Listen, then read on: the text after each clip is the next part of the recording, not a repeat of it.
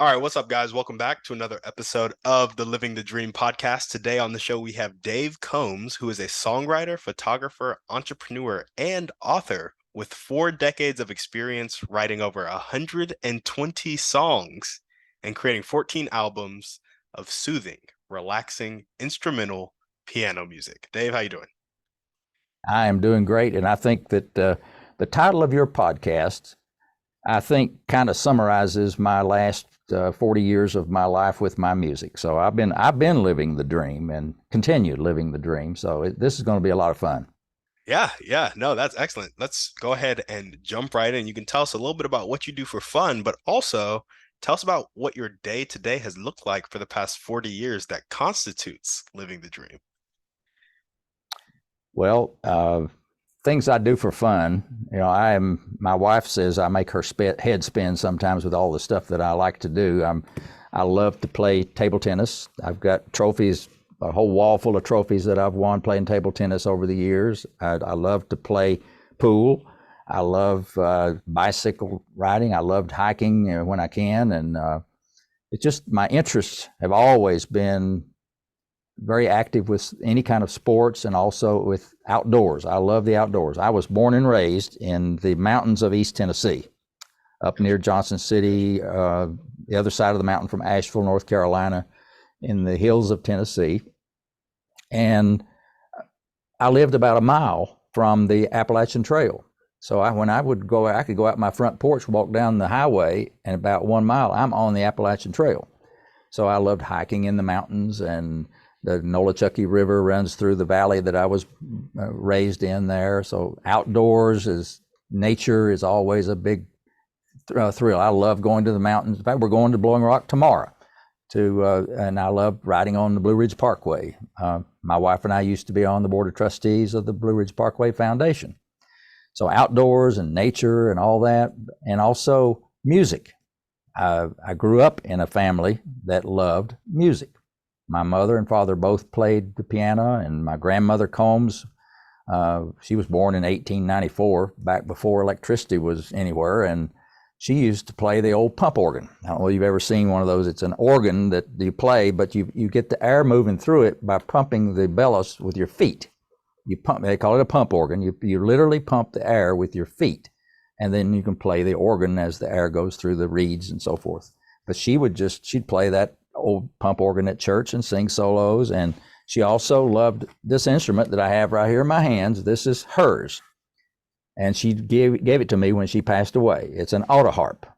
It's a stringed instrument that basically, it's a kind of a mountain instrument that Mother Maybelle Carter, which was Johnny Cash's mother-in-law, made famous. But it's a stringed instrument, and you just strum it, hold down a key. There you go. So every time I'd go see Granny Combs, she'd hand me her auto harp and say, "David, would you please tune up my auto harp for me?" And I would. And then I'd hand it back to her, and she would just tear loose on it and sing all those favorite old hymns that she loved to sing, Amazing Grace, or, What a Friend We Have in Jesus, all those good old songs. So I grew up around music since I was born. I guess it's in my bones. And I love science and technology.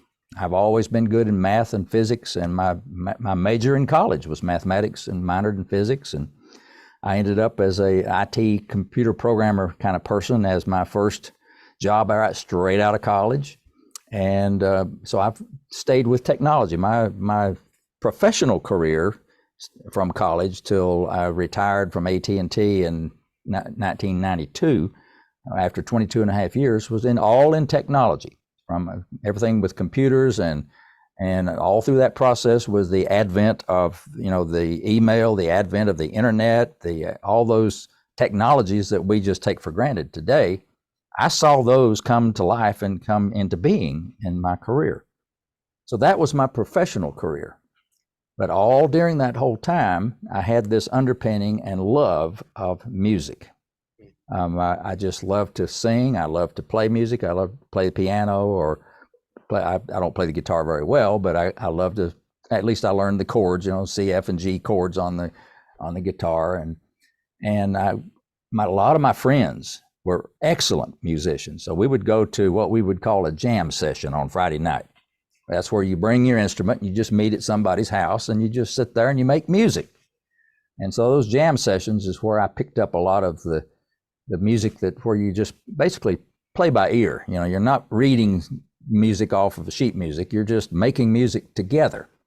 And so that was a big part of my growing up.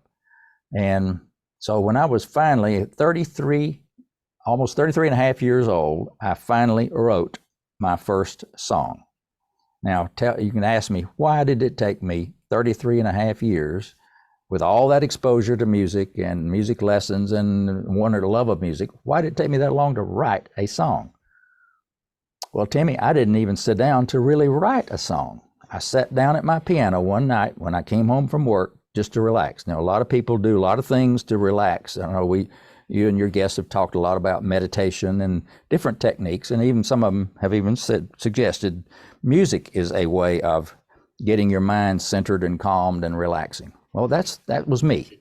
I would sit down at my piano after work in the evenings and sit and just relax and play something, either something I had heard on the radio or play sheet music or just doodle on the keyboard.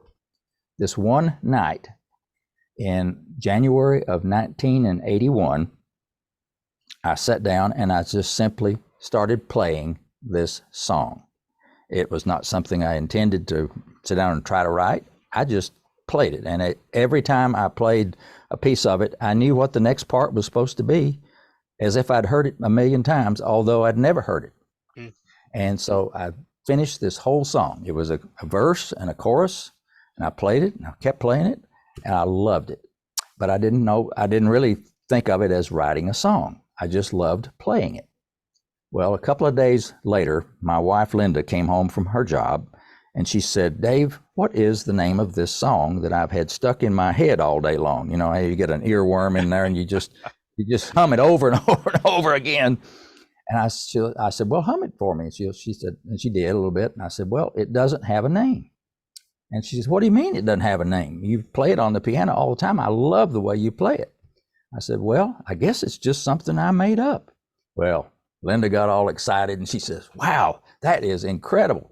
Have you written it down?" You know, I said, "Well, no, I've got it up here in my mind. It's not going to go anywhere." And she said, "Oh no, something might happen to you and I'd never be able to remember that song." So she said, "You've got to write it down." I said, "Okay, yes, ma'am, I will." Well, I eventually, in a day or so, I wrote it down. And for those of you watching the podcast, I'm holding in my hand that piece of paper that I wrote the song down with.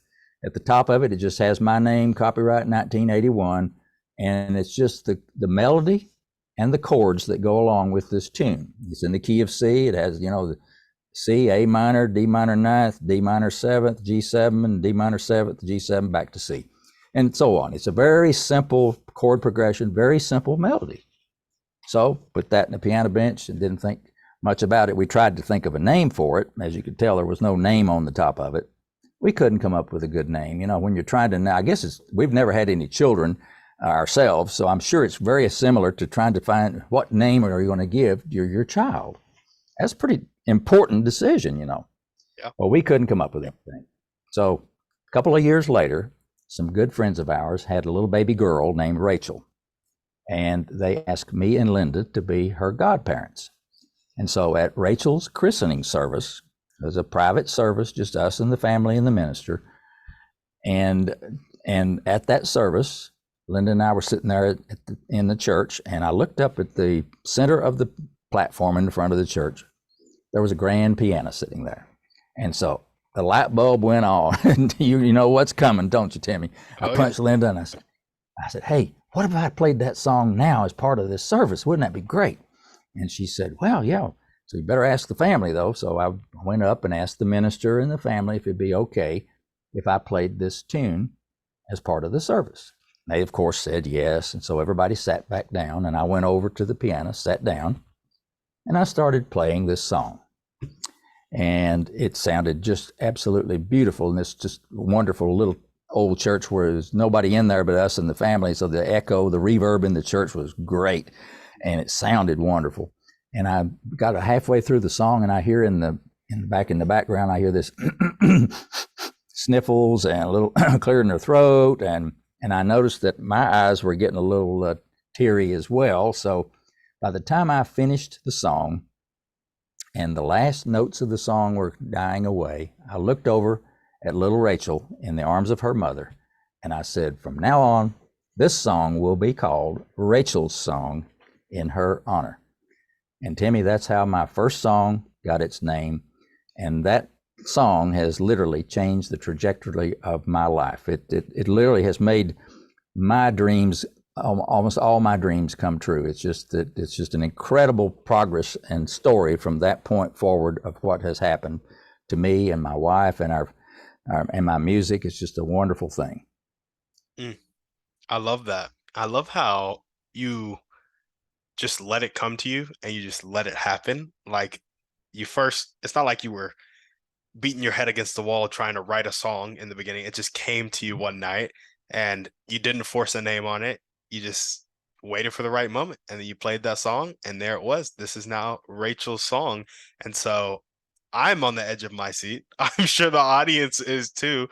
Pick up the story and tell us kind of how that song carried you into the rest of your music career and just how it kind of emboldened your life with your wife and what is Rachel's involvement in your life now? Like, does she really like the song? All that. Give us the whole story. Well, following the christening service, that was in 1983. I was still, of course, working with Western Electric, AT&T, the technology company, and my job took me. I was traveling all over the country because we were implementing some new manufacturing software in all of our factories. One of our factories was located in Nashville, Tennessee. So I was, at that point in 1986, I was traveling to Nashville, go fly on Monday and come home on Friday. I was spending all week in Nashville. And Linda said, well, why don't you, while you're in Nashville, go find a studio and a musician, let's get a demo recording made of Rachel's song, just something we could enjoy and we could give a copy to Rachel and her family and they could enjoy. I said, well, that's a great idea. So one evening after work, I get in my rental car and I drive to downtown Nashville, Tennessee. And if you've been to Nashville, you know there's lots of everything music there. And there's one part of town across the river that's called Music Square, or music, I think it's about a 2 or 3 square block area. That's everything in there is music. The Country Music Hall of Fame, the RCA recording studios, the old original one that you can tour, and BMI headquarters, ASCAP headquarters. And so I thought, wow, I'm surely I can find a studio here, because they had over 200 studios in Nashville. So I'm driving down this one street called Roy Acuff Place. Now, Roy Acuff was a famous Nashville musician, much loved, and they even named a street after him. It's called Roy Acuff Place. So here I am driving down Roy Acuff Place, and at the end of the street on the right, there was a big building, had a kind of a barn-shaped roof to it, and at the corner of the street, it had a big water wheel, like it'd come from the music mill, like Mabry Mill up on the Parkway, just a big old water wheel. And the sign on the side of the building said, the music mill. I thought, well, that's really clever to have that music, the mill wheel out there. And so I pulled in the parking lot, and sure enough, there was somebody that I could see sitting in the office through the glass door. And so I knocked on the door, and he came and unlocked it and opened it. And he says, hi, I'm George Clinton. Can I help you? Now, it's not the same George Clinton that just came to your mind probably, but there are lots of George Clintons around. But this was a recording engineer, a dearly beloved recording engineer in Nashville, Tennessee. And so he introduced himself, and I told him what I was looking for was a studio to record a demo of a little song I'd written. And I'd never been in a studio, didn't know what I was doing, but I needed some help. He said, well, come on in. So I walked into this lobby of this studio. It's about 6 o'clock or so at night.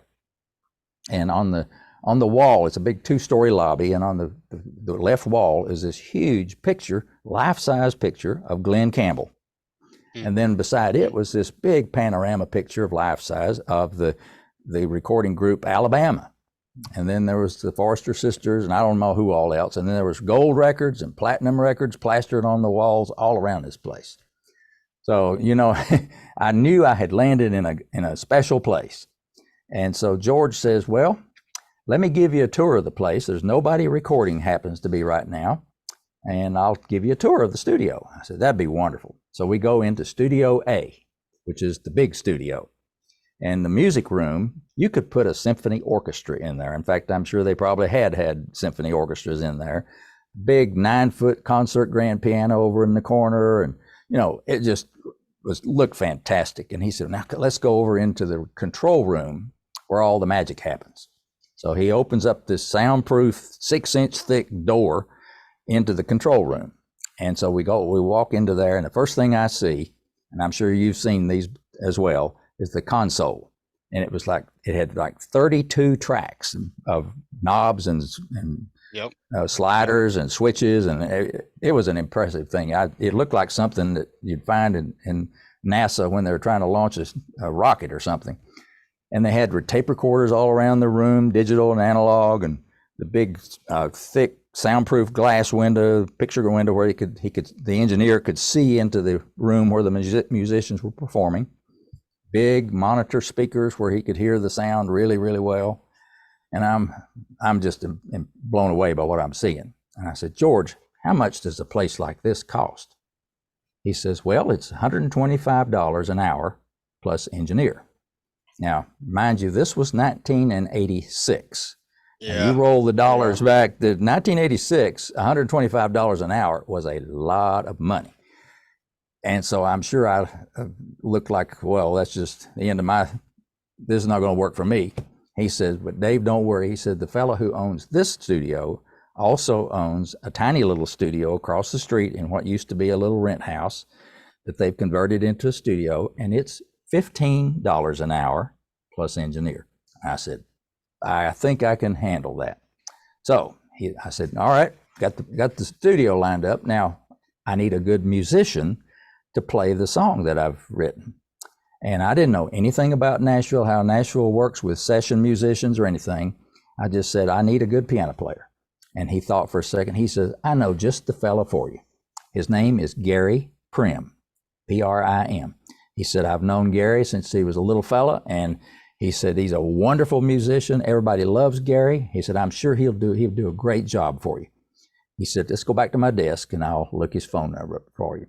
So he did, wrote the number on a piece of paper and gave it to me. Well, I had what I needed. So I jumped in my rental car and I hightailed it back to my hotel near the airport. Now, most people say, well, why didn't you call him on the cell phone? This is 1986. Cell phones had not been invented yet. The internet wasn't invented. Google hadn't been invented. So this is back in, hardwired telephone days. So I get to my hotel room, call Gary's number, got his answering machine, left a message, and he called me back in about 30 minutes. And he said, when I told him what I wanted, he said, I'll be happy to do that for you. He said, just send me a tape recording of you playing it and send me a lead sheet. And I said, okay, what's a lead sheet?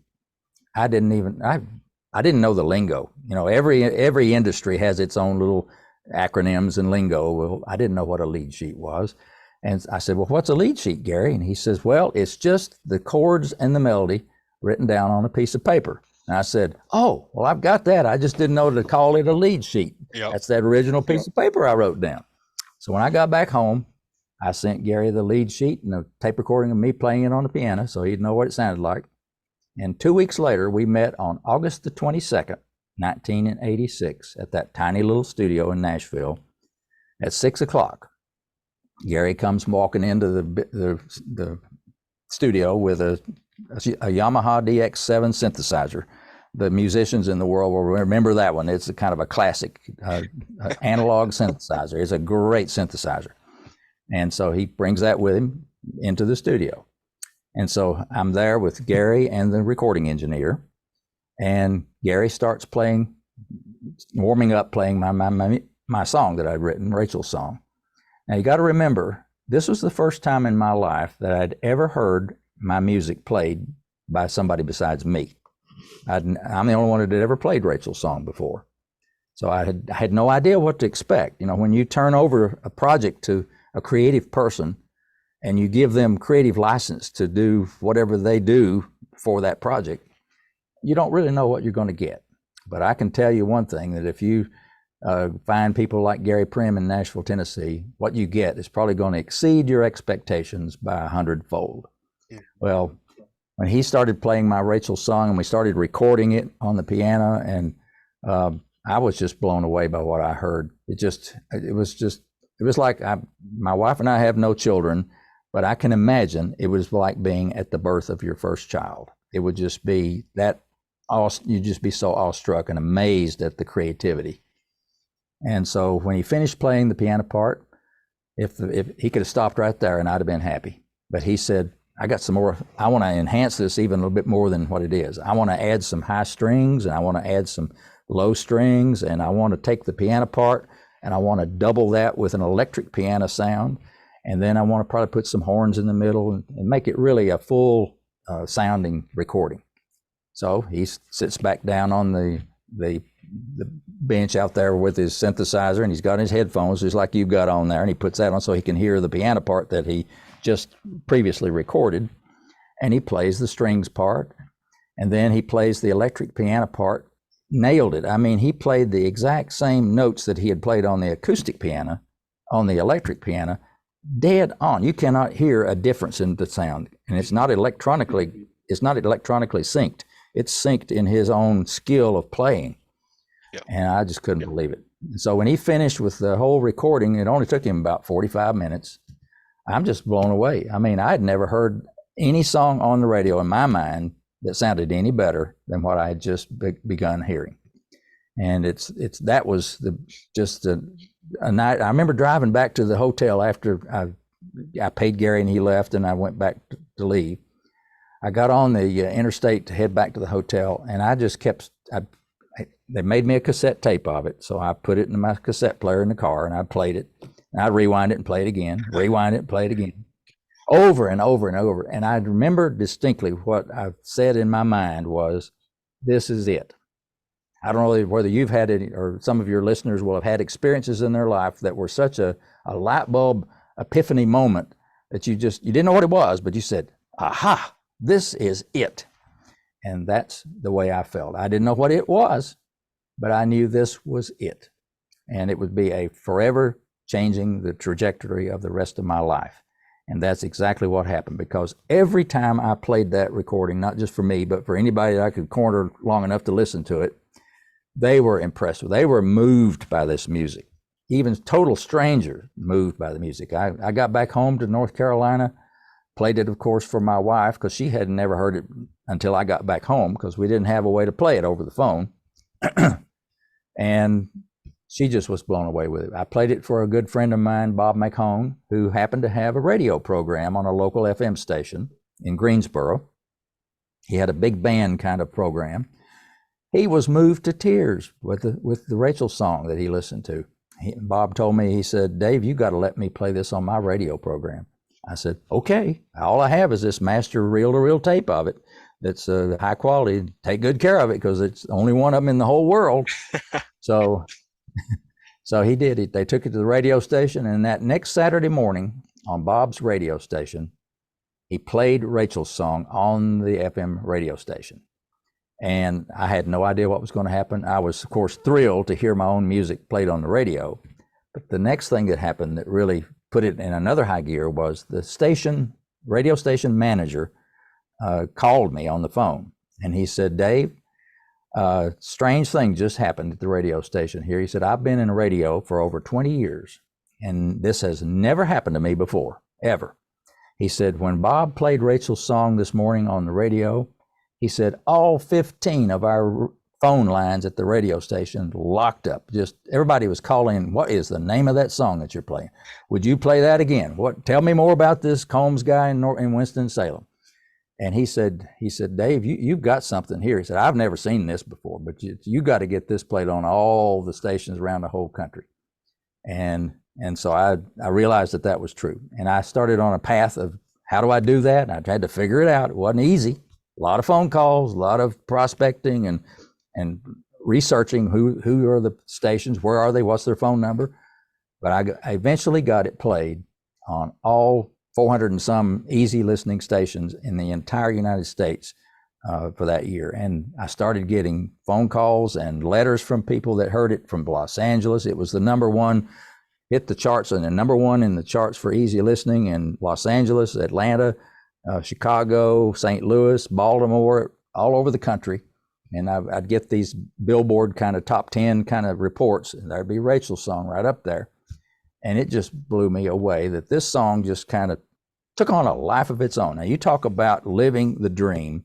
You know, these are the kind of things that for a musician, that's what your dreams are made of. You just hope that someday you'll find some way to have a song that you've written or you performed that will just strike a chord with millions of people and just have an unbelievable impact. And that's what happened. And I could not have scripted it any better if I'd have tried. And it's just a story that just, it was intended, it was meant to be, I really believe that it was destined to be that way. Given the sequencing of events that had to happen for it to come to fruition, I would 1000% agree with you. Like, that is just because you stop think about today, you know, in today's world, how do you get anything, whether it's a book or a music or anything, promoted and cut through all the noise of all the other competition? It is a huge mountain challenge to even think about that kind of thing. So for that to have actually happened, almost not, it wasn't without me doing something about it. I had to take action to make it happen, but it was obviously intended to happen and to come to fruition. So tell us a little bit about that. You pointed out that you had to take action for it to happen. Were there ever any doubts that ran through your head as you were prospecting to the radio stations? Yes. Well, not so much the radio station. Radio stations, because I was pitching it to easy listening. Back then, we used to have something called easy listening radio stations. Mm-hmm. Today, I don't think, but there may not be but one or two in the entire country. The formats have all changed to other genres of music. But back then, it was called easy listening, and there was mostly soothing, relaxing, instrumental, piano, orchestra, guitar, you know, some instrumental, soothing kind of music. I guess today they would call it spa music or some other kind of meditation music, whatever. But I didn't have any difficulty getting them to accept it once I got it to them, because the music almost sold itself. When they heard Rachel's song, every program director that heard it said, "I'm putting this in my playlist." And it happened.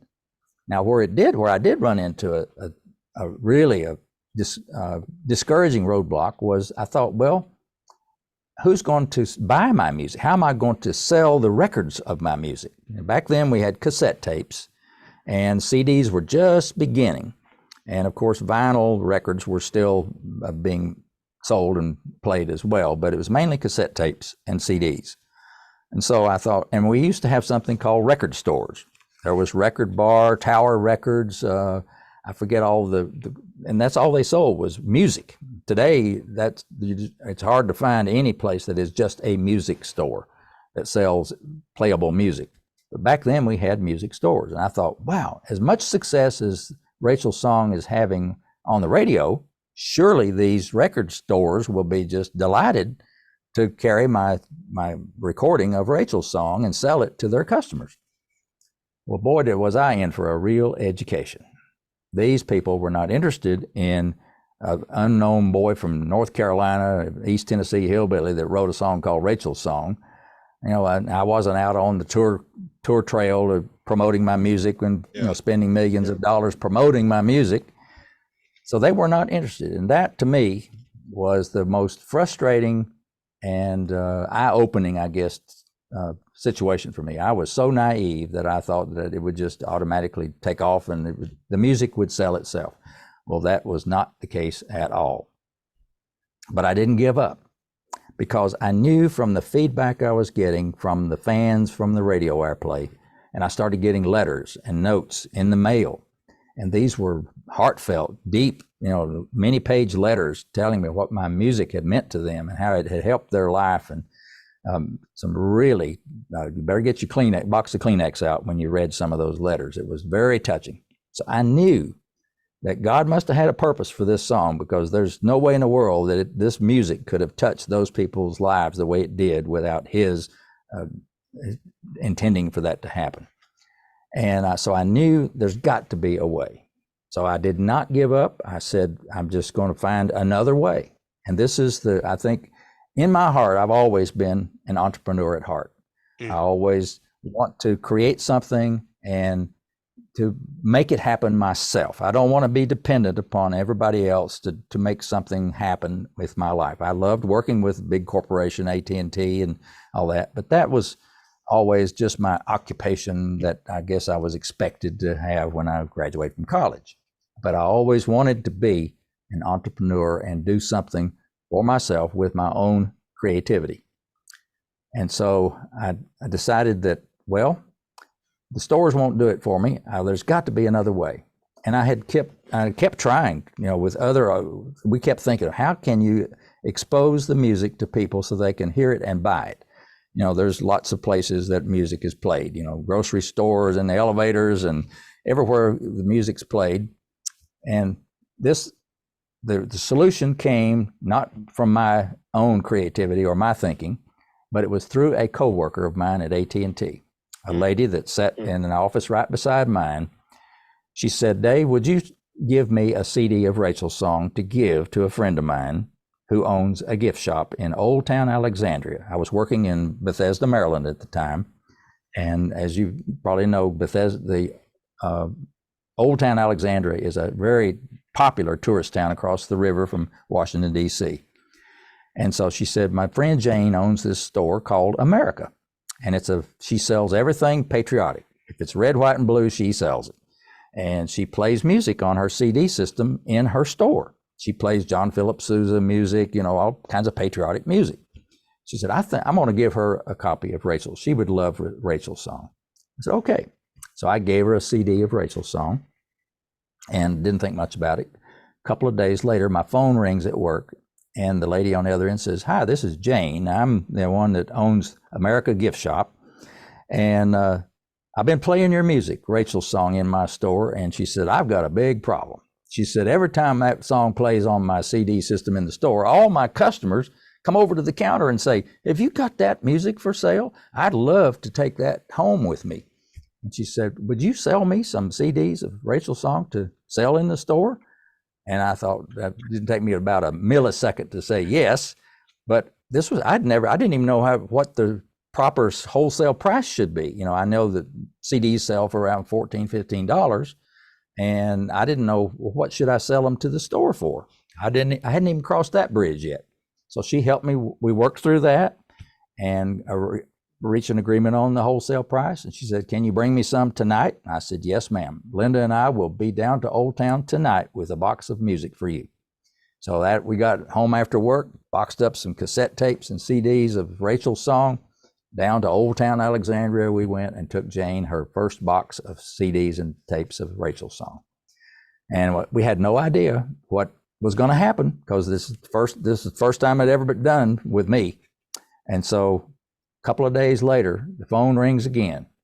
And you know what happened, Timmy? She called, she said, Dave, I need some more. Those are gone. I didn't order enough. You didn't bring me enough. I said, okay, all right. So let's double the order, all right? And so we hopped in the car, took her twice as many that night. And Linda and I made that trip to Old Town Alexandria every week for over a year. And Jane sold over 1,000 CDs and tapes of Rachel's song out of that one little gift shop in that 1 year's time. That's and now amazing. That is amazing. Now, I have my MBA from Wake Forest University, so I'm a business trained person. I love spreadsheets and I love data, and I can crunch his numbers with the best of them. And so what I did was I looked and saw what was happening with her gift shop.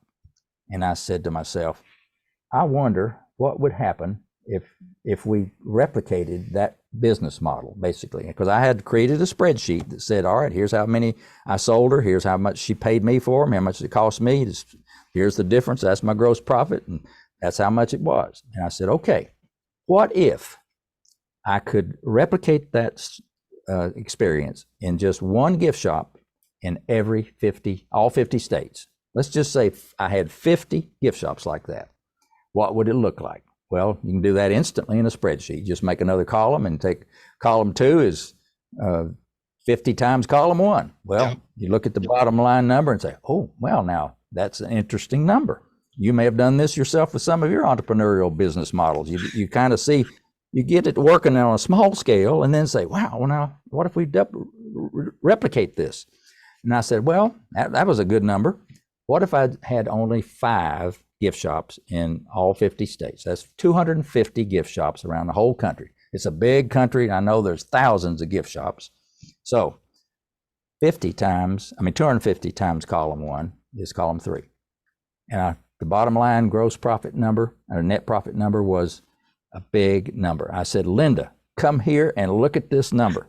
This number at this spreadsheet, that's many times what I'm making at AT&T. I mean, it dwarfs what I'm making at AT&T. And we looked at each other and we both said, well, I guess we know what we got to do. We got to duplicate this store. And so that's exactly what we set out to do. We did what you call shoe leather marketing. That's when you're out walking the streets. We would go out and go to a tourist town like Gatlinburg, Tennessee, or Blowing Rock, North Carolina, or Occoquan, Virginia, or Newmarket, Maryland, places like that. And we would go on a Saturday because both of us still working. So we had to do this in the evenings and on weekends. But we would go and she'd go down one side of the street and I'd go down the other, and all these gift shops, and I'd pop my head in a store and I'd listen. Do I hear music playing? If I heard pretty music playing, I'd go on in and introduce myself to the store manager and say, hey, I like the store and music and whatever. I said, do you sell the music you play in here? Most of them said, no, but we'd like to play it. And I said, well, do your customers ever ask you if you have that music for sale? Well, now that you mentioned it, yeah, they do. I said, well, why don't you think about selling some of the music you play in your store? In fact, I said, I've just got one album called Rachel's Song. Let me leave you a copy. You can play it for free. And if they ask you about it, give me a call and we'll work out something where I can sell you some and you can sell and make some money from it. Okay. So I did that every Saturday and Sunday for weekend after weekend after weekend, prospecting for gift shops. And most of the time, when they played it in their store, same thing happened at Jane's store. Customers wanted to buy it. And I'd get an answering machine and message, and it would say, so-and-so, I want to send me some music. We're going to get this going. So I grew my business from that one little gift shop in Old Town Alexandria pretty quickly to 20, 30 gift shops that's around the places that I could drive to. And then after a while, you run out of territory that you can physically get there in a weekend's time. Your radius of what you can cover is, I couldn't do California or in the middle of the country. I was only limited to Maryland, Virginia, North Carolina, Tennessee, that kind of thing. Yep.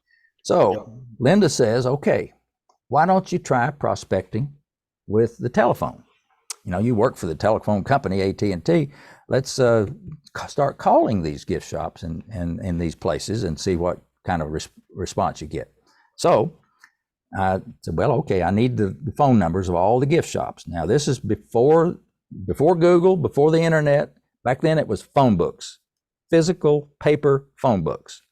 Now, we were living in Maryland, close to Washington, D.C., and the yellow pages in the back of phone books had a listing for gift shops. You could go to the category of gift shops and it would list A to Z, all the gift shops in that town.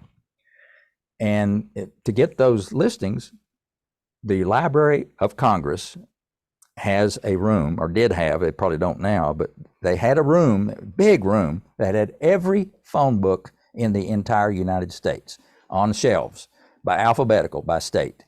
You could literally find a phone book for any town in the United States. So I would go down to the Library of Congress, find the towns that I wanted to call, get the phone book and make Xerox copies of the gift shop pages and take that back home. And then I'd have a list, then I could start calling on weekends. And I'd call and I'd call, and I had to make 30 phone calls to get one yes. Now, this is another principle that entrepreneurs will appreciate, is sometimes you have to get used to hearing somebody say no, but you don't stop. You say, all right, I've made 29 calls. Maybe the next one's going to be a yes. So I would make 30 phone calls to get one yes. I made so many phone calls that my phone bill came in a box the size of a shoe box. I mean, literally, of the little page printouts was a box full of pages of printout, because most phone calls were 13 seconds long. Because here's what I said: "Hello, do you sell any tapes of the music that you play in your shop?" And wait for an answer. And they'd say, "Oh, we don't play music." Okay, well, thank you very much. Goodbye. No, we don't sell music, but we do play it. Then I would launch into well, do your customers ever ask about, that pitch to see if they would be interested? Some of them would say, well, nah, we're not interested. Goodbye. But every once in a while, about 1 out of 30, I'd get one that said, well, yeah, we'd like to do that. So I'd send them, get their address and phone number, and promise to give them a free tape or CD or whichever they wanted. And we'd start off. And almost all of those prospects that we started with would end up being customers. Well, you're going to appreciate this. After a while, 1 out of 30 is not a great hit rate. It is not very efficient use of your time. So I had learned enough from all those phone calls that the places that I had the best success were tourist towns. When I would call Atlanta, Georgia, or New York City, or Baltimore, Maryland, and all these big towns, I wouldn't get anywhere, almost nobody. Because the quality and the character of those gift shops in a big city is totally different than these quaint little gift shops out in the middle of boondocks in Gatlinburg, Tennessee, or Occoquan, Virginia, or wherever it was. Totally different. And so I said, well, now, if I'm having great success in the tourist towns, why don't I just concentrate on just them? All right, I got to find out, where are the tourist towns in the United States? Well, I thought, surely the Better Business Bureaus, Chamber of Commerce, those people, they'll know that if I call the Chamber of Commerce of the state of Maryland, they can give me a list of all the tourist towns in the state of Maryland. So I'd call the place up and, tourist town? No, we don't have a list like that. I don't know if anybody does. Nobody had a list. I even called the Department of Commerce in Washington, D.C. Nobody there had that list. So that was another one of those things where I was kind of hit a roadblock, but I didn't stop. I said, I know there's got to be a way to solve this.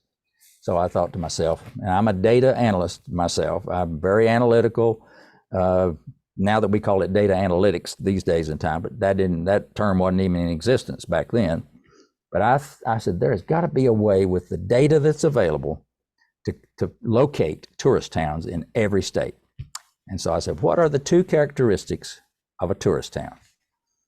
Number one is that tons of gift shops. I mean, you walk into a tiny little town, and both sides of the street are one gift shop right after another, after another, after another. And number two is, what is the permanent population, census population of that little town? Well, not very many. Well, the point is that a tourist town is defined by the fact that its businesses are supported by a population that does not live there, and they are called tourists. They come from outside of town. So I said, okay. I said, I need the number of gift shops in every little town. So I did find out I could purchase the printout, a hard paper copy printout of all of the gift shops in the United States, 75,000 of them. So this printout was like 4 inches thick, big 15-inch wide computer printout paper, and it had every gift shop listed from A to Z in every town in every state in alphabetical order. And I bought that I could get it, I think it was about $250. It was not cheap. This was back in, I think, about 1988 or 9 time frame. Not cheap, but I had then the entire country's gift shops in my one printout. Was there contact information also on it? Oh yeah, it was the gift shop name, their address, the owner's name, telephone number, address, everything. So it was perfect for that. It wasn't digitized. I couldn't just call it up on a screen, but I could flip to it on a piece of paper. So now I said, I need to know for that little town, wherever it is. Let's say it's a town in Arkansas. I'd never even been there. It wouldn't matter whether I'd been there or not. How many people live in that town? So I knew, of course, the Census Bureau does that data collection every 10 years. So I knew that data had to be somewhere. And sure enough, it was. but it wasn't where I thought it was going to be. If you ever want to know something around data or in doing research, the best person in the world to talk to is a librarian. You may have some experience in your life too with librarians. Are wonderful, wonderful people. If they don't know the answer, they'll find out a way to get the answer, and they won't give up. They are wonderful researchers. Well, the public library where I worked in Bethesda, Maryland, was literally across the street from my office. So at lunchtime one day, I go over to the library, and I asked the librarian, I told her what I needed. I said, I need to know a place where I can find the population of every little place in the United States.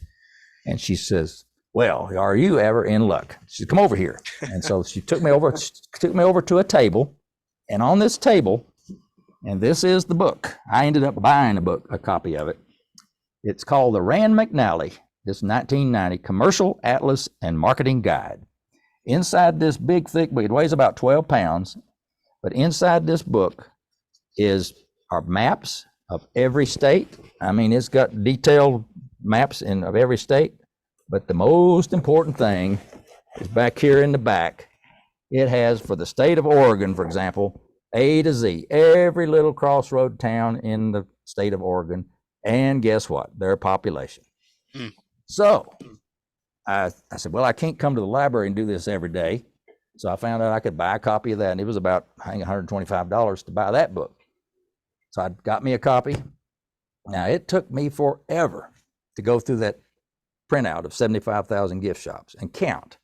Every town, I would count 1, 2, 3 till I got to how many, and I made me a spreadsheet of the town, how many gift shops were in it, and then I'd go into my book and look up the population of that town and put that in the spreadsheet. And the beautiful thing about Excel spreadsheets is that you can have it calculate something.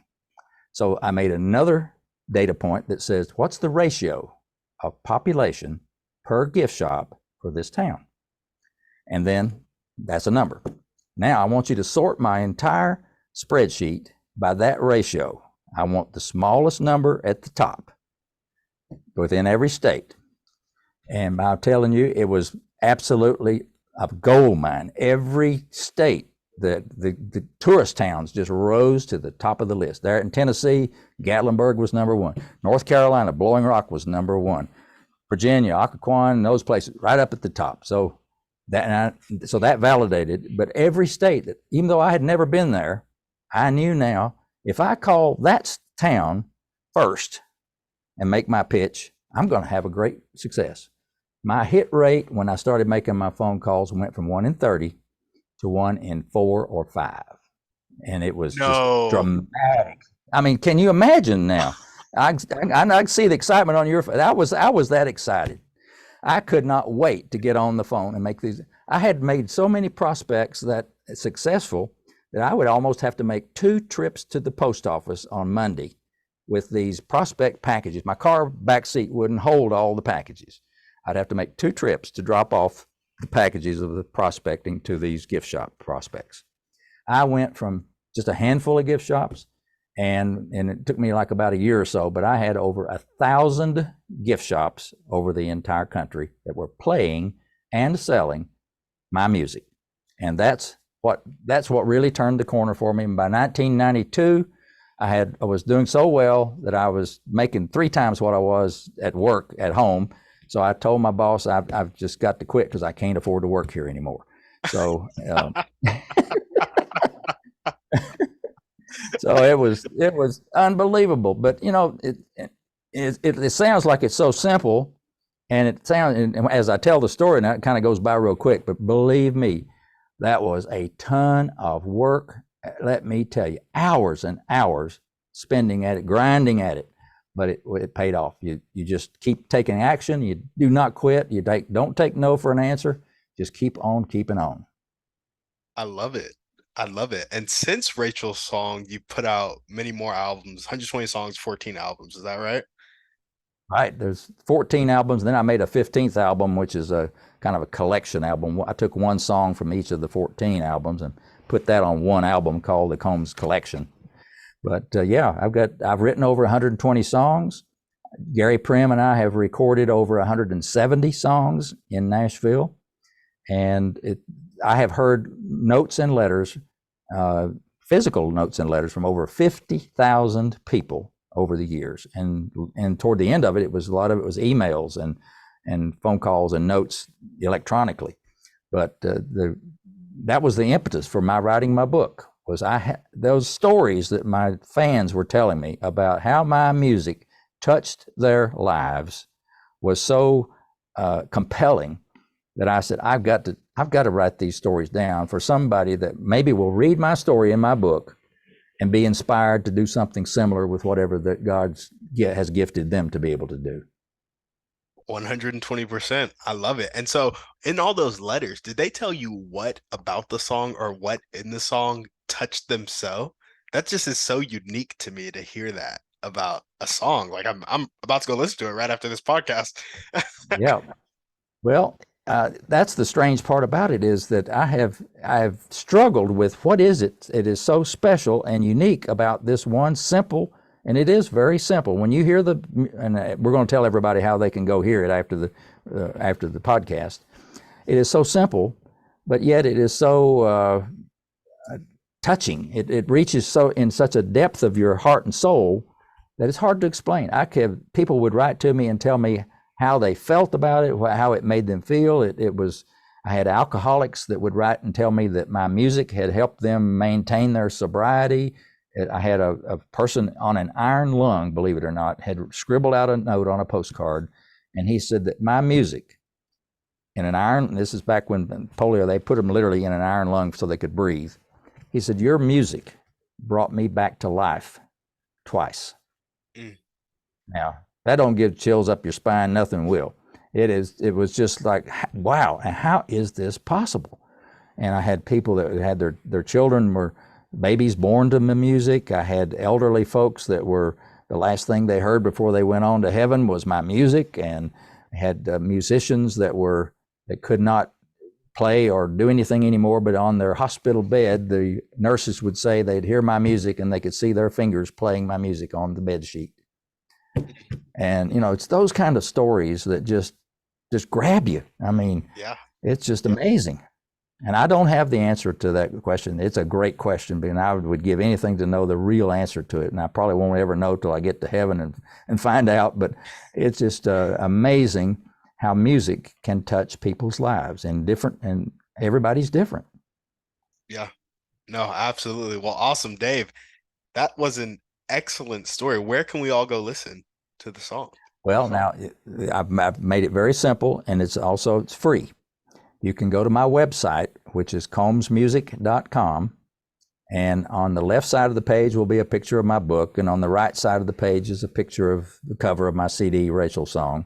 But in the middle, about where my face is, there's a tab that says Play Rachel's Song. And if you click on that, it will either play it immediately, or you can actually download the MP3 and play it later. But you will be listening to the original demo recording that I told you about a minute ago in 1986 that was recorded with Gary Prim. Has not been altered, has not been remastered. It is that original recording. And when you listen to it, you can tell where Gary starts playing the electric keyboard part with the real piano, and where the strings kick in and where the horns come in. In my book, I go in great detail. I try to take you with me into the studio in my book. When I tell you the story in my book, I want you to be there in the studio with me. So that, it'd be great if you're listening to Rachel's Song while you're even reading it. But it's just a wonderful immersion into the creation of a beautiful song.